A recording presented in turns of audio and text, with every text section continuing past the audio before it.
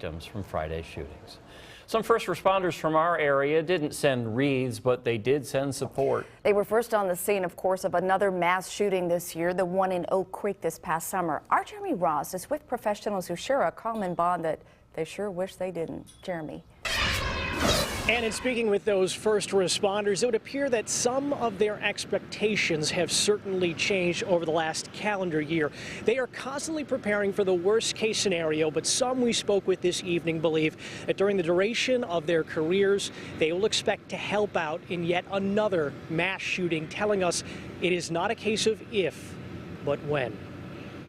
It's a tragedy for all the families out there. They are all too familiar with mass shootings. It's terrible. But what separates the horror scene in Newtown from the crisis experienced in Oak Creek this past summer are the ages of the innocent victims. I myself have a 17-year-old, 7-year-old, and a soon-to-be 4-year-old in June.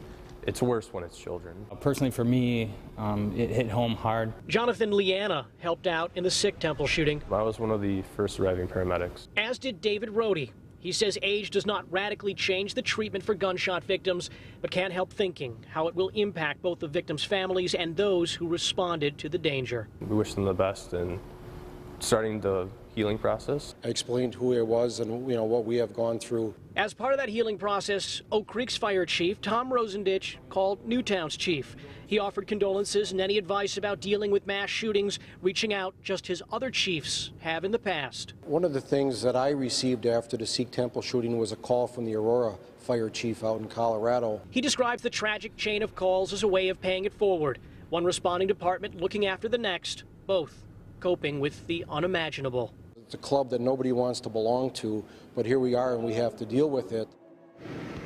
First responders here telling us that it is very likely the most difficult days are ahead for first responders in Connecticut, telling us that that is when this tragedy will finally sink in. Now, firefighters here saying that they were certainly able to deal with some of the issues that, of course, tending to the Sikh temple shooting through community outreach and also counseling, and that will also be the case in Newtown as well. We're live in Oak Creek. Jeremy Ross, Fox 6 News. We can only hope the Newtown police chief never has to, or fire chief never has to make a similar call. All right, Jeremy, thank you.